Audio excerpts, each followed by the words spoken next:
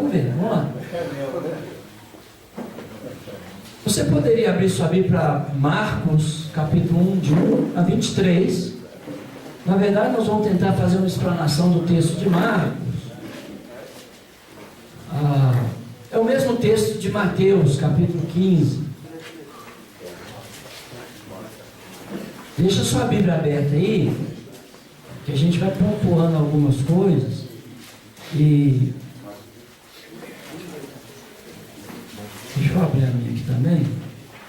E aí eu começo. Aí quando eu começar, a gente vai até o final com a graça do Senhor.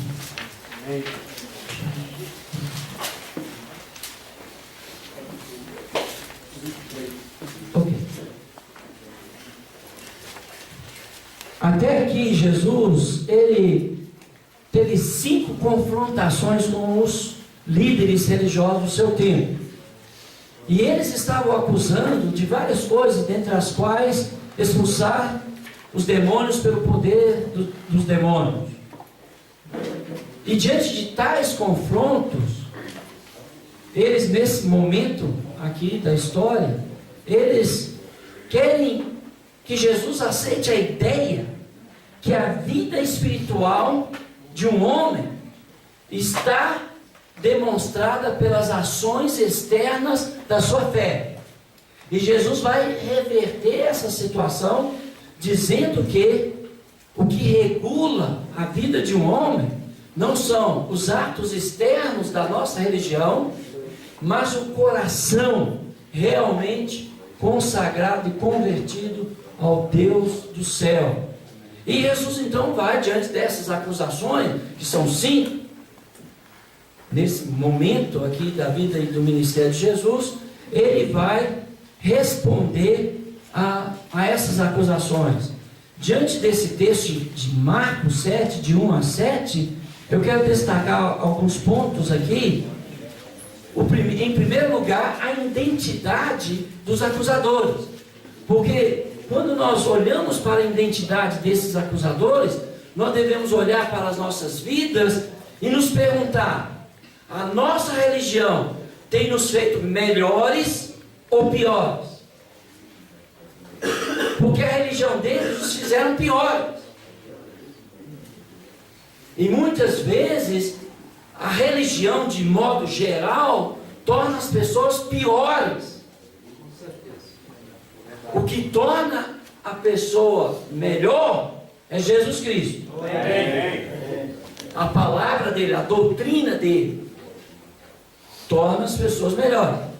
E esses homens, os escribas e os fariseus, na verdade eles eram os guardiães da doutrina ou da tradição dos judeus. Eles conseguiam farejar heresia. Eles eram os detetives da vida alheia. E nós temos irmãos assim.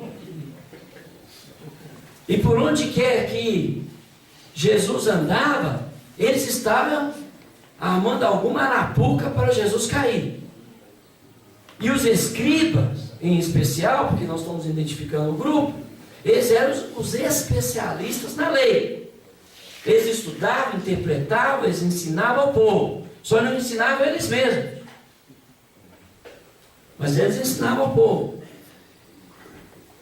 Ou seja, os fariseus queriam provar para os escribas que eles eram os que guardavam as tradições dos anciãos. Em segundo lugar, a prática desses acusadores. Qual era a prática deles? Eles guardavam e zelavam pelas tradições que eles diziam que Moisés deu aos anciões oralmente, e eles preservaram essas tradições na íntegra. Ou seja, os escribas e fariseus transformaram a vida das pessoas num fardo. E eu te pergunto, você como evangelista, como missionário, como pregador, se você tem transformado a vida da sua congregação num fardo. Porque na segunda, na terça e nos outros dias da semana, os nossos irmãos enfrentam grandes lutas e grandes dificuldades. Oposições diretas a sua fé. E quando eles chegam na congregação, em vez dos ministros da palavra trazer consolo e conforto aos irmãos, põe mais peso. Como os fariseus, como os escribas. Eles criaram tantas regras e tantas normas que eles colocavam peso, fardo, pesado sobre os ombros das pessoas, ao ponto deles não conseguirem mais permanecer dentro daquele sistema religioso. Em terceiro lugar, é a pergunta que eles fazem aí nesse bloco aí de texto. Eles estão escandalizados porque os discípulos de Jesus não lavaram as mãos e estão colhendo espigas e comendo.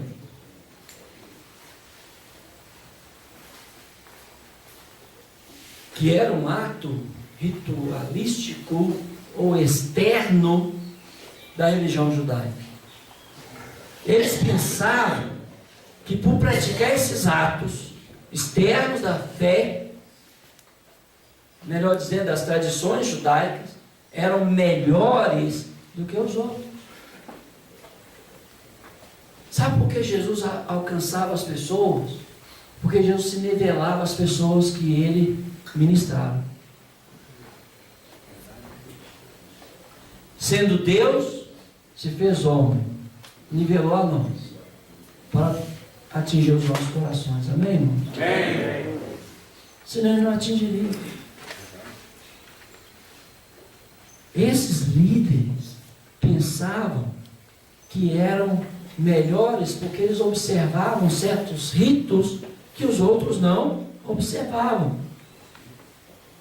E a santidade, o homem que tem o coração de Deus, ele não está preocupado com as coisas externas, mas com as coisas internas, da alma, do coração. E aí, meu irmão, Jesus vai refutá-los no verso 6 a 13. É um texto conhecido dos irmãos, então eu não vou ler o texto, a não ser aqueles textos que eu quero realmente repassar para os irmãos. Jesus refuta esta ideia, porque ainda hoje há muitos que coam os mosquitos e engolem os camelos entre nós, porque estão preocupados com os atos externos da religião e não com a alma, com o coração. E Deus não olha a aparência dos homens, Deus olha o coração dos homens. E aí Jesus vai chamar esses homens de hipócritas. E no verso 6 a 13, eu quero que vocês observem comigo 3 fatos dignos de nossa atenção. Em primeiro lugar, Jesus vai descrever o caráter daqueles santos como hipócritas. Eles eram atores da fé. Eles eram falsos. Os lábios eram de uma pessoa, porque eles adoravam a Deus. Mas o coração era de outra pessoa. E nós temos que tomar muito cuidado com o perigo de estarmos fisicamente aqui e o nosso coração fora daqui. Nós temos que tomar muito cuidado quando nós estamos nas nossas congregações, ter os nossos corpos na congregação, mas o nosso coração na nossa casa, no nosso trabalho, na nossa vida. E aí, estamos apenas fazendo teatro. Porque Jesus disse que aonde está o teu tesouro, aí está o teu coração. E o nosso tesouro não está nessa terra. O nosso tesouro está lá no céu. De onde também nós aguardamos o nosso Senhor e Salvador Jesus Cristo. Amém, meus irmãos? Nosso tesouro está lá. É claro que enquanto vivemos debaixo desse céu, nós trabalhamos, nós estudamos, nós casamos, nós criamos filhos, nós educamos, nós passeamos, Porque tudo é dom de Deus, amém? E nós devemos usufruir de tudo isso, a glória de Deus. Mas o nosso tesouro não está aqui. Porque se a nossa esperança se limita a esta vida, nós somos as pessoas mais infelizes do mundo. E não são palavras minhas, é do apóstolo Paulo. Por isso, Jesus os chama de hipócritas. Em segundo lugar, Jesus revela a intenção dos valores daqueles acusadores. Depois você pode ler o texto. Eu vou pontuar aqui um texto que a gente vai ler junto. Os sabinos, eles haviam dividido a lei de Moisés em 613 preceitos, dos quais 365 preceitos continha proibições. Não pode. E se nós estamos dizendo para os nossos irmãos, para os nossos filhos, não pode, tem alguma coisa errada. Não é proibindo que nós vamos vencer o pecado. E quem diz isso foi o apóstolo Paulo, lá no livro de Colossenses. Não toque nisso, não prove aquilo, não faça, que os falsos mestres lá na cidade de Colossos estavam impondo sobre a igreja. O que vai nos ajudar a vencer o pecado, seja na nossa vida, e ajudar os nossos filhos a superar o pecado, e ajudar nossos irmãos, é Cristo. Amém. É o diálogo, é a paciência, é não impor a nossa fé sobre as pessoas. É interessante Jesus tinha uma família problemática. Quem tem uma família problemática, quem levanta a mão? Todos nós. Então você está seguindo o cara certo, Jesus, porque também tinha uma família problemática. Os irmãos não criam nele. A mãe o achou que estava louco quando ela vai buscá-lo. O que Jesus faz com a sua família problemática? 3 coisas básicas. Primeiro, Jesus não deixava que a família dele ditasse a sua agenda. Quem ditava a agenda de Jesus era o Pai Celestial, amém, irmão? Amém. Então quem deve ditar a sua agenda é Deus. Amém. Segundo, Jesus nunca impôs a sua fé sobre os seus irmãos ou sobre a sua casa. Nunca. Me mostra um texto de Jesus dizendo para os seus irmãos: vocês vão para o inferno porque vocês não creem em mim. Não tem. Não é impondo, é servindo, amém? Amém? Não é impondo, é sendo exemplo. Amém. Não é impondo, é tendo paciência, que é o terceiro ponto, que Jesus teve paciência com a família dele. E qual foi o resultado final? Todos convertidos ao Senhor. Amém. Em Atos capítulo 1 ali, capítulo 2, quem está lá orando? Os irmãos, a mãe, está tudo lá. Quer ganhar sua família para Jesus? Deixa o Pai Celestial determinar a sua agenda. Vai ter festa da família na hora da reunião da igreja. Vai para a reunião da igreja. Depois você vai lá na família. Deus determina a nossa agenda. Vamos ter paciência com os nossos familiares. E vamos amá-los e servi-los, e não impondo as nossas crenças sobre eles, mas dialogando, exemplificando, servindo, abençoando, nós vamos ganhar.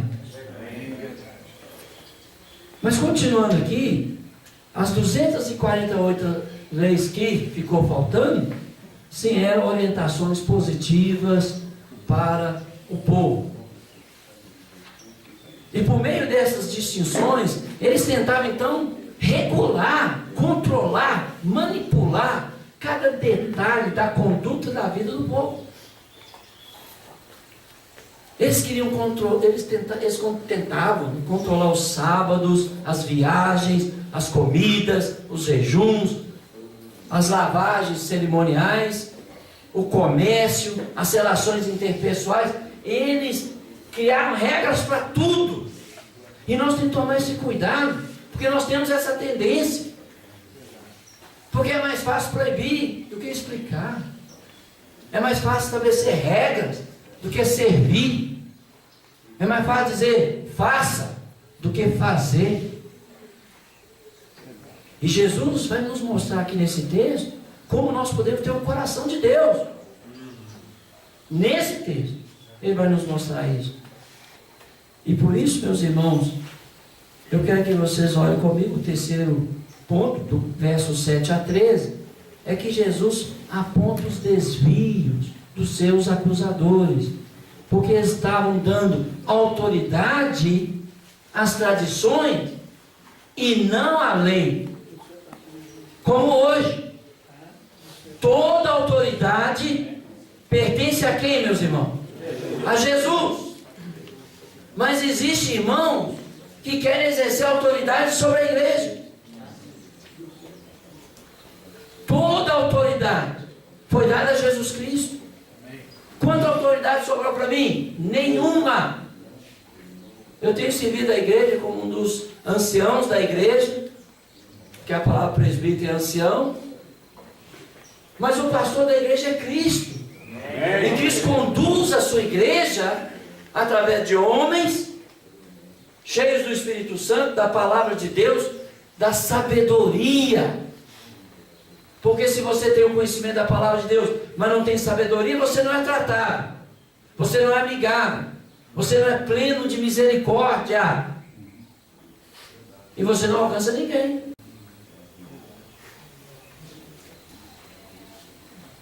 Jesus conduz a sua igreja através desses anciãos, quando eles não são gananciosos, quando eles não são ditadores, quando eles são exemplos e servos do rebanho. Amém? Aí Jesus está conduzindo a igreja. Não há autoridade, há serviço. Mas é mais fácil exercer a autoridade do que servir. Não é? Então, irmão, todos nós somos irmãos. Jesus falou: ninguém chameis de pai, um só é vosso Pai que está no céu. A ninguém chameis de mestre, um só é o vosso mestre. Sois todos irmãos. No reino dos homens, sim, temos governadores que dominam sobre vós, mas no meu reino não é assim. Somos todos irmãos. E existimos para servir.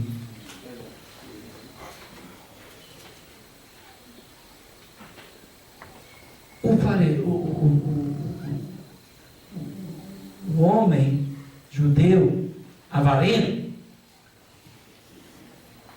ele dizia o seguinte: ele tinha uma propriedade, então ele empenhava essa propriedade ao tesouro do templo, e eles, para justificar a sua avareza, eles diziam aos seus pais que é corban, oferta ao Senhor. E durante esse período de consagração dos seus bens ao tesouro do templo, esse homem judeu avarento usufruía dos bens. O que eles deram ao Senhor? Nada. Ele usufruía. Mas se seu pai e sua mãe carecessem de ajuda, eles gritavam: corban! Está dedicado ao Senhor. Como a religião pode dizer: eu amo a Deus, e não amo os pais? Hipocrisia. Jesus está dizendo: olha, vocês estão dizendo que amam a Deus, mas você não cuida dos seus pais. Porque eles gritavam: é corban. É como hoje uma propriedade que as pessoas falam: é usufruto, alguém usa aquilo enquanto está em vida, mas depois é de outra pessoa. Eles fazem mais ou menos isso.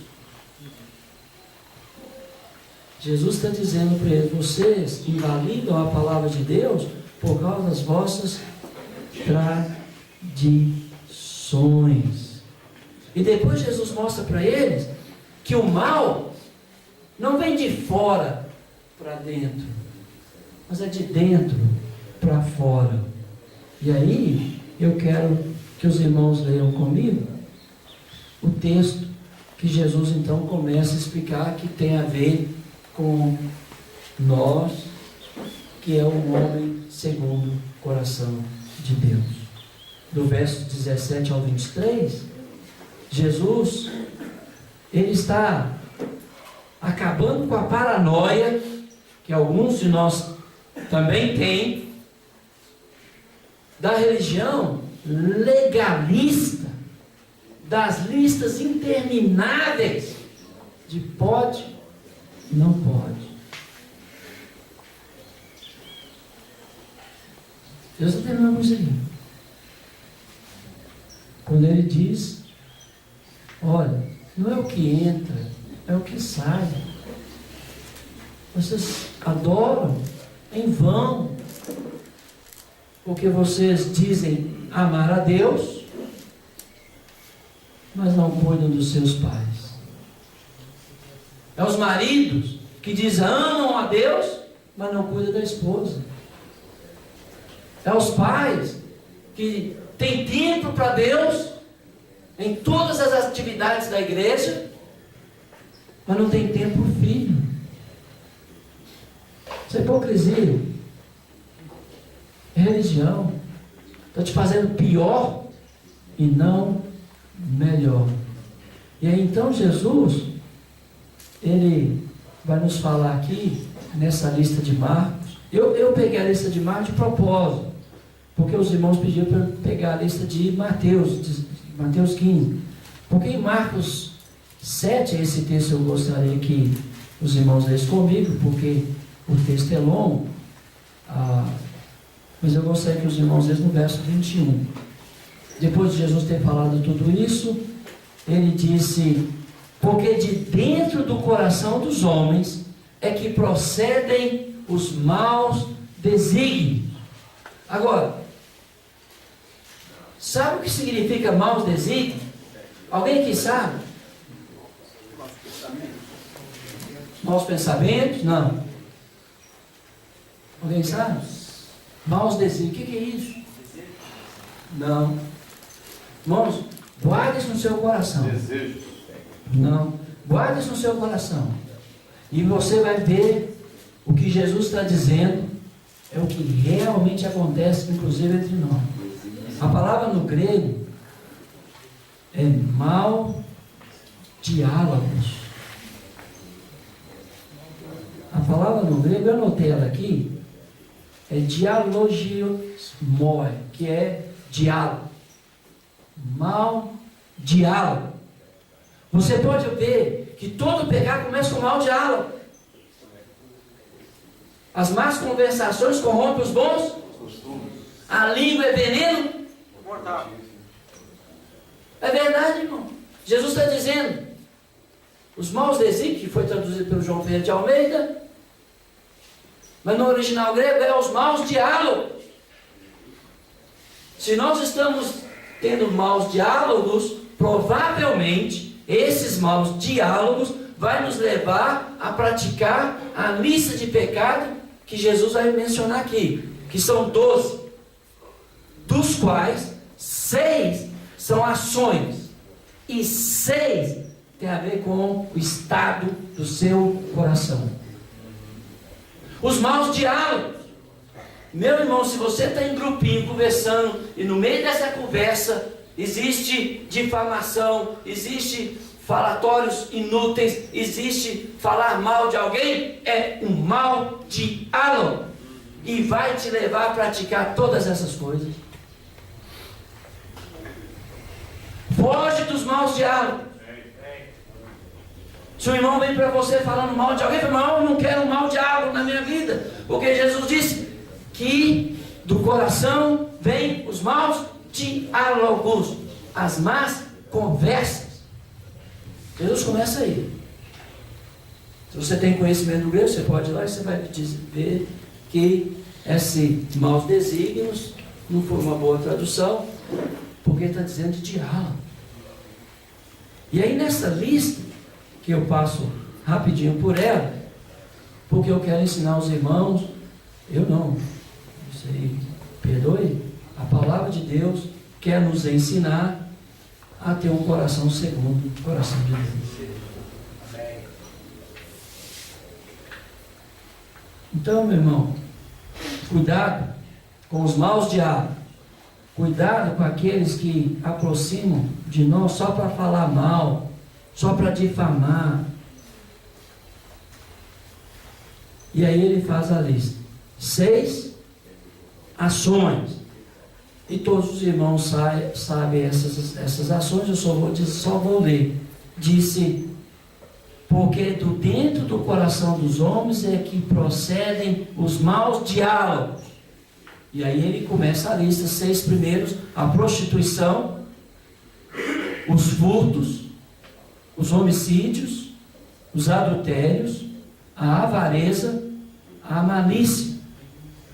E depois as 6 outras palavras tem a ver com o estado do coração do homem: o dolo, a lascívia, a inveja, a blasfêmia, a soberba e a loucura.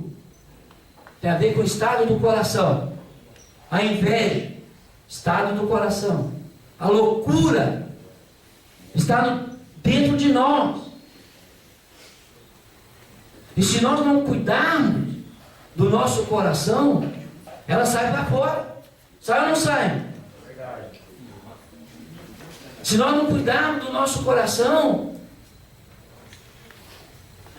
o mal sai. Por isso que Salomão sabiamente disse: guarde uma coisa, o teu coração, porque dali procede toda a fonte de vida e de morte, porque é do coração.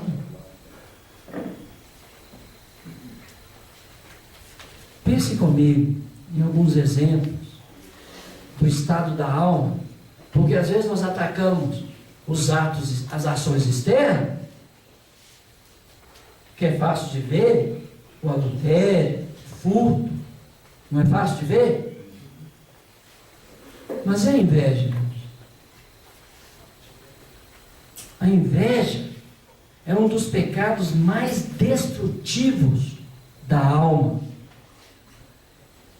O próprio Salomão disse que a inveja é como a podridão dos ossos. Mas nós toleramos a inveja no nosso meio.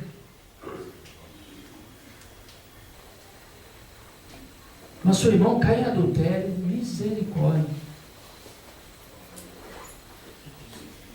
Eu não quero que ninguém caia em pecado nenhum. Mas nós toleramos a inveja. Mas foi a inveja, essa palavra vem até do latim, invidia, a inveja que levou Caim matar Abel. A inveja precedeu o assassinato. O ciúmes precede as ações. As más conversações precedem os atos. Por isso que ele começa dizendo, os maus diálogos.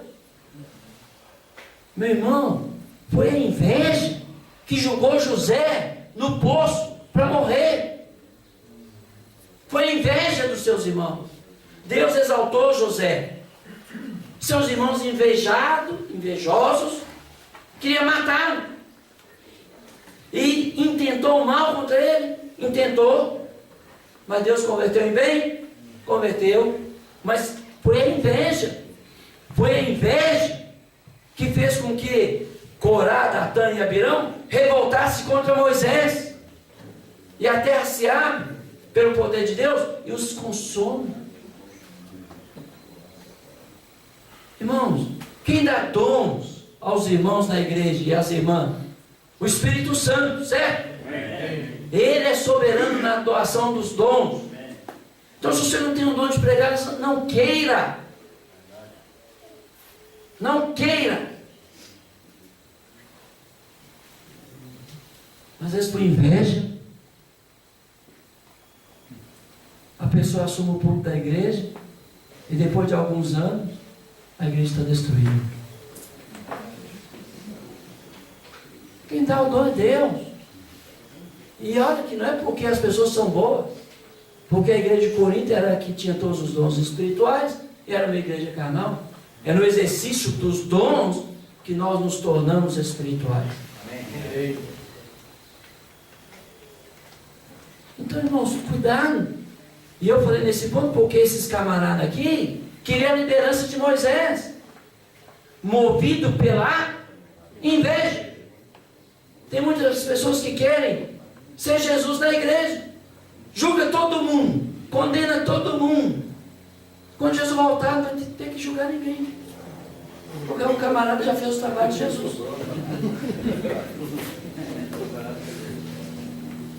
Irmão, a Bíblia é clara. Deus lhe deu o poder para julgar, para que Ele fosse glorificado, para que todos saibam que Ele é o Cristo de Deus, para que todos saibam que Ele é Deus na carne. E aí nós tomamos o lugar de Jesus e julgamos. Irmão, o nosso trabalho é abençoar, não é condenar, não é julgar, é salvar, amém, irmão? Esse é o nosso ministério. Foi a inveja também que levou Saul a perseguir Davi. E foi a inveja que gerou palavras rancorosas do filho mais velho do pródigo. O mais novo saiu de casa, certo? Parou no chiqueiro de porcos, literal, certo? E o mais velho? Ficou em casa, não ficou? Mas amargurado. Estava num chiqueiro da amargura que destrói. E aí, Jesus quer nos mostrar agora, através desses eventos que seguem essa passagem, como nós podemos ter o coração puro, um coração segundo o coração de Deus. Ele conta a história de uma mãe. Mãe é mãe, né? Mãe é mãe, né? Então, como eu e você podemos permanecer diante de Deus com um coração que o agrada? É interessante que ele conta logo em seguida a história de uma mãe que intercede por sua filha. Mateus 7, verso 24 a 30. E eu gostaria de destacar algumas coisas sobre a cidade de Tiro e sobre a cidade de Sidom. O povo dessa cidade era visto por Israel como sinônimo de paganismo, uma cidade maldita. De lá veio a rainha Jezabel, que induziu o povo de Israel à idolatria através da sua liderança sobre o seu marido, porque o seu marido, o rei Acabe, era fraco. São os homens que devem conduzir, através do serviço e do exemplo, a sua casa, amém? São os homens. No caso da Jezabel, era que conduzia e a coisa ficou complicada. Complicou lá. Tanto para o rei, quanto para o povo, quanto para a própria rainha. Mas é interessante que há uma profecia no Velho Testamento que Tiro e Sidom seria abençoado. Os judeus e estas terras faziam parte de Israel. Só que o poder das armas não pôde alcançar, o poder do amor de Jesus alcançou. Nós até temos um cântico que diz: não por força nem por violência, mas pelo meu espírito. E interessante que essa região é a mesma região que quando Jesus chega, ele expulsa uma legião de demônios de um senhor de Gadara. Esse homem quer seguir com Jesus, ele diz o seguinte: não, fica. Porque o povo rejeitou Jesus, mandou Jesus embora. Jesus foi. Só que Jesus deixou alguém ali para comunicar o amor de Deus sobre a sua vida, que foi o primeiro missionário de todos os tempos, o endemoniado. Não tinha curso de nada. Não fez Instituto Charles Ruff, não é nada. Endemoniado. Ele foi o primeiro missionário e conquistou 10 cidades para Jesus. Primeiro. E aí, Jesus vai embora. Só que com o tempo, as pessoas mudam. E eles começaram a vir para Galiléia ouvir de Jesus. Então Jesus agora está indo lá para as terras de Cafarnaum, fora de Israel. Ou seja, meu irmão, se você não é bem-vindo numa situação, fica com raiva não. Deixa algo lá que abençoe. Porque vai chegar um momento que depois você vai poder voltar e completar a obra. Amém? Amém. Faz beicinho não. Quem faz beicinho? Ah, se não é do meu, eu estou indo embora. Sai da igreja, não é? Para causar tribulação às nossas almas. E aí então, tenho esse encontro com essa senhora, e ela intercede pela sua filha.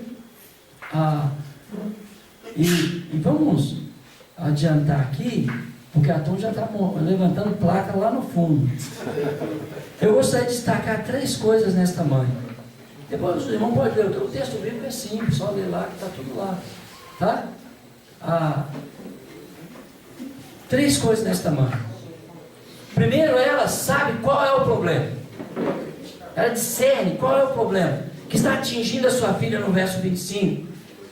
Que a filha dela estava endemoniada, que estava aflita, estava destruída pelo inimigo. Que o problema da filha dela era espiritual. Meu irmão, você só vai saber dos problemas dos seus filhos se você estiver com ele. Não adianta mandar eles para as instituições. Você tem que estar com ele. E essa mãe sabia a natureza real do problema da sua filha. E ela sabe quem é a solução. E ela vai atrás da solução. E ela o busca. E ela clama. Nós precisamos orar mais. E lutar mais. Pelos nossos filhos, pelas nossas famílias, pela igreja de Deus. Amém, irmão? Amém. Nós temos que ser guerreiros com Deus. Amém. Nós temos que ser sábios, conselheiros. Nós devemos ser, no sentido prático, pais da igreja. Amém. O que nós desejamos para os nossos filhos de bom, nós devemos desejar para todos os filhos da igreja. Amém. E lutar por isso. E pagar a conta por isso. E gastar o tempo necessário por isso. E essa mãe então, ela vai, ela clama. Só que ela vai ter alguns obstáculos que ela vai ter que superar. Não pensa que vai ser fácil, porque nunca é fácil. Nunca é fácil. Você acha que criar famílias no Senhor nos dias atuais é fácil? Tem até a recomendação do apóstolo Paulo: você está livre de casamento, fica do jeito que está, meu irmão. A turma não ouve, entra numa tribulação danada, né, amigo? Quantas tribulações, né? E aí, esta mãe vai ter que superar alguns obstáculos. E o primeiro obstáculo é os discípulos de Jesus. Impressionante. Manda ela embora. Não foi isso que eles falaram? Parece que Jesus não teria o poder para resolver o problema daquela mulher. E eu tenho ouvido da boca dos meus irmãos em Belo Horizonte que Jesus não tem o poder para tratar os problemas de casamento, de divórcio e de muitas mazelas que nós enfrentamos. no dia a dia do nosso ministério, nós temos que lidar com essas questões ou não? Mas Jesus não tem poder. E as pessoas vêm à igreja com a vida totalmente destruída e nós mandamos embora. Divorciado então é imundo. Nós até corrimos para não nos contaminar. E tanto quanto o Senhor, eu odeio o divórcio.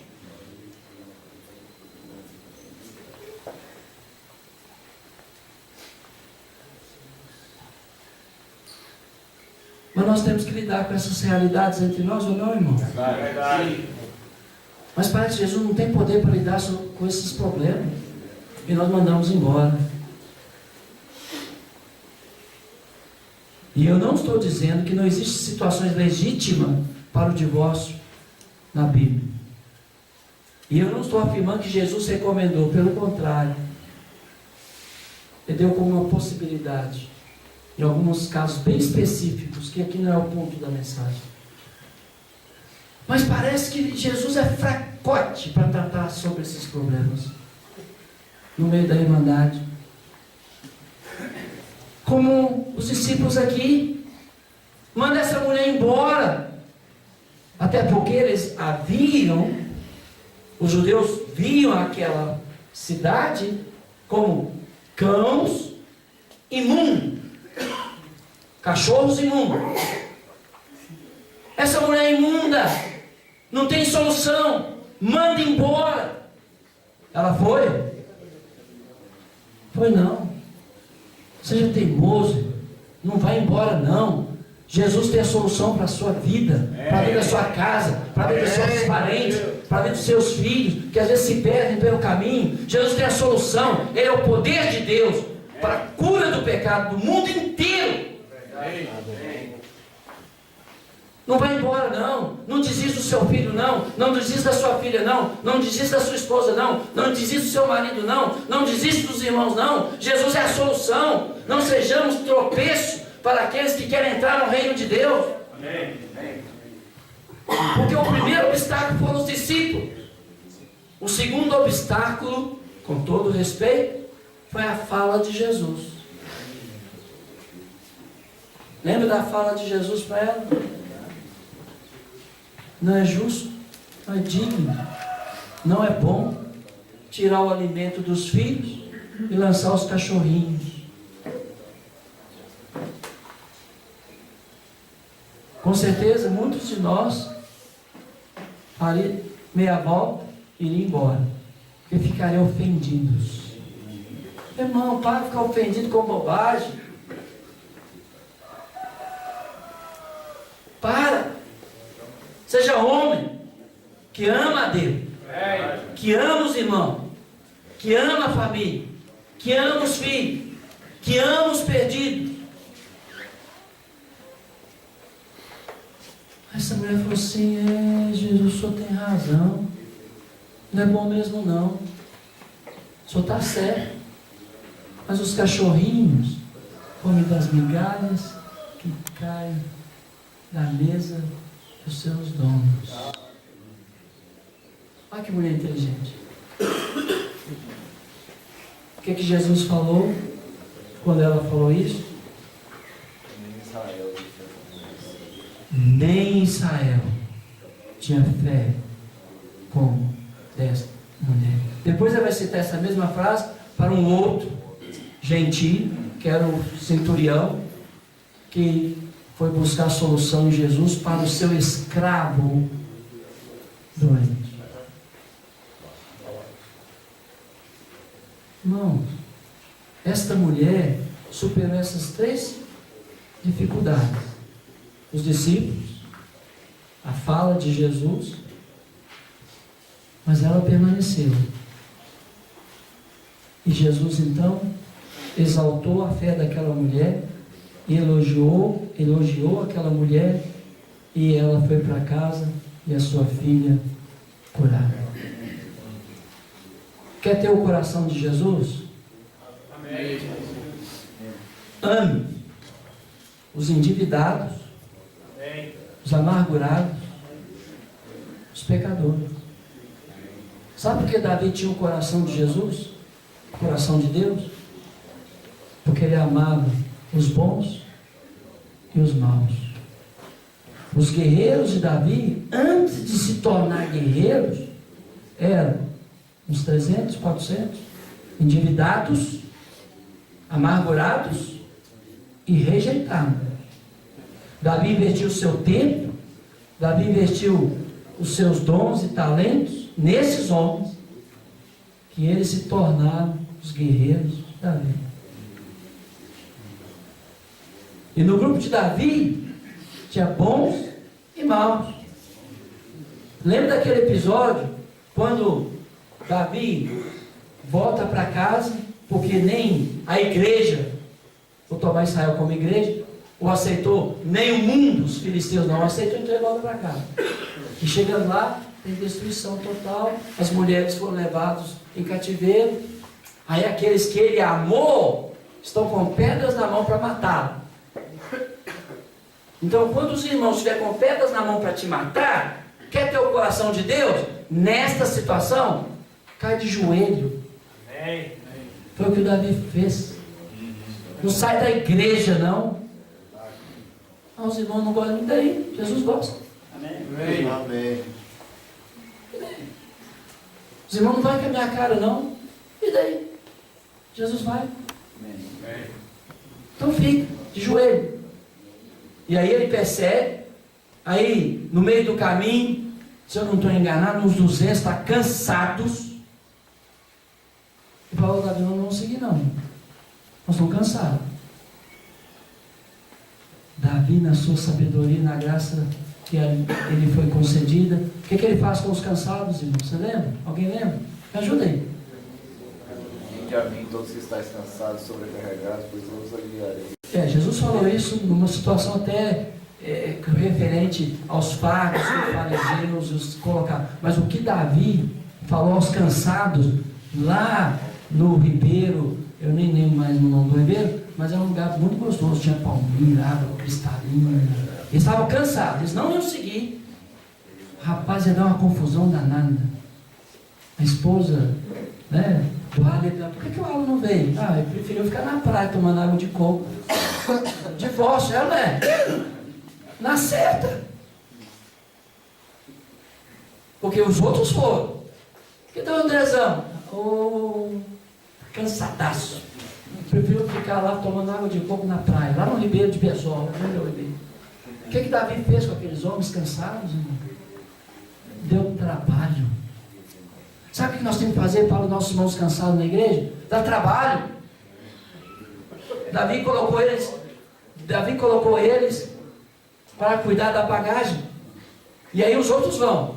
Imagina a conversa nas esposas. Que meu marido está lá no Ribeiro. Aí os da casa de Beliel, que eram maus, falaram, nós não vamos dividir os despojos, nós não vamos. Davi falou, não, do Senhor é a guerra. E eles não ficaram lá à toa, não. Eu pus eles para cuidar das bagagens. Irmãos, quando eu falei irmãos cansados, é da luta. Estão desmotivados emocionalmente. Pede esse trabalho. Pede eles para fazer uma visita. Pede eles para fazer uns cartãozinhos de aniversário para os irmãos que fazem aniversário. Pede eles para falar da palavra de Deus para uma pessoa. Dá trabalho para eles. Faz eles se sentir úteis. E para terminar, se você quer ter o coração de Deus, esteja atento aos problemas das pessoas. Porque Jesus esteve atento ao problema daquela mulher e ajudou.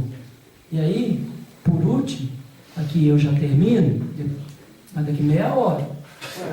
Rapaz, é pós-fim lá. A placa só estava eles estão lutando contra mim na aula. São meus inimigos, vou orar por vocês. Mas eu encerro então, dizendo que Jesus vai curar um cego de nascença. Logo em seguida, Jesus, depois de ter falado que a verdadeira religião não é ato externo, mas um coração realmente comprometido, ele atende o clamor de uma mulher e ele responde aos seus discípulos a questão: quem pecou? Este ou seus pais para que nascesse assim, cego? Jesus falou: nenhum. Mas Jesus disse: para que nele a obra de Deus seja manifesta, nós temos que realizá-la. Então você quer que a obra de Deus seja manifesta na vida das pessoas? Nós temos que realizá-la. É isso que Jesus vai falar. Por isso, meu irmão, que nós possamos realmente ter compaixão, porque a compaixão ao sofrimento alheio, que era no caso aqui do surdo e do cego, foi a compaixão que moveu Jesus. Que nós possamos ter compaixão com o sofrimento alheio. Amém. E possamos ajudar as pessoas nas suas dores. Se a religião está te fazendo uma pessoa pior, você está no caminho errado. Jesus te chama a ser melhor. E para isso, que eu e você possamos tomar cuidado com o que está saindo da nossa boca. Porque são os maus diálogos que produzem ações pecaminosas e sentimentos pecaminosos. Que eu e você possamos, diante do clamor das pessoas, como foi no caso da mãe, em vez de ser obstáculo ao clamor delas, possamos levá-las àquele que pode resolver o problema delas. E aí, encerrando, finalizando aqui, senão agora vamos começar a ganhar Placada. Primeiro eles levantam a placa, depois eles jogam. É mesmo?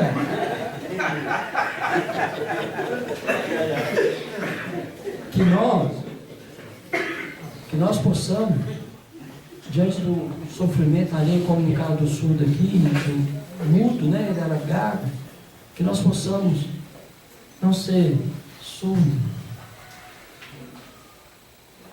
e nem cego para as necessidades alheias. Porque Jesus disse para aqueles líderes no final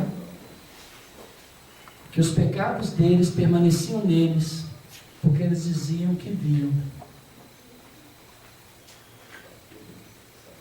E que o pecado daquele que estava, não foi a causa do pecado, aquele problema, mas Jesus teve compaixão.